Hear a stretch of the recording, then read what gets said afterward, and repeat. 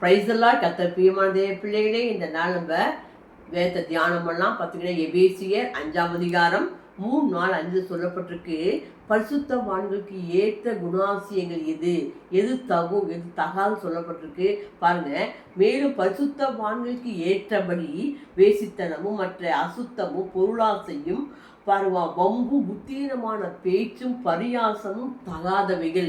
இதெல்லாம் நமக்கு எதெல்லாம் தகாதவைகளாம்? வேசித்தனம் பாருங்க, அசுத்தம், பொருளாசை, வம்பு, புத்தீனமான பேச்சு, பரியாசம் என்ன அவங்களதான் நமக்கு தகாதவைகளாம். பாருங்க, எது தகுங்களாம்? பாருங்க, எல்லாவற்றையும் சோத்திரம் செலுத்துவது நமக்கு தகுமா? அது சொல்லப்பட்டிருக்கு பாருங்க. 5:30 சொல்லப்பட்டிருக்கு. தம்முடைய கர்த்தராகிய இயேசு கிறிஸ்துவின் நாமத்தினாலே எப்பொழுதும் எல்லாவற்றிற்கும் பிதாவான தேவன் சோத்தரிக்கணுமா? இதுதான் நமக்கு தகுமா? அது மாத்திரமல்ல, தெய்வ பயத்தோடு ஒருவருக்கு ஒரு கீழ்ப்படிந்துங்கள் சொல்லப்பட்டிருக்கு.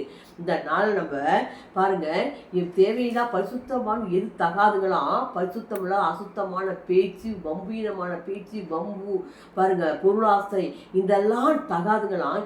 எது தகுங்களாம்? நம்முடைய கர்த்தராகிய இயேசு கிறிஸ்துவின் நாமத்தினாலே எப்பொழுதும் எல்லாவற்றுக்கும் என்ன பண்ணுங்களா? பிதாவாகியது எப்படி சோத்தரிக்கணுங்களாம். அது மாத்திரமல்ல, தெய்வ பயத்தோடு ஒருவருக்கு ஒரு பயந்துங்கன்னு சொல்லப்பட்டிருக்கு. இந்த வசனத்தின்படி நீங்க நடங்க. எது தகும் எது தகாது சொல்லப்பட்டிருக்கு.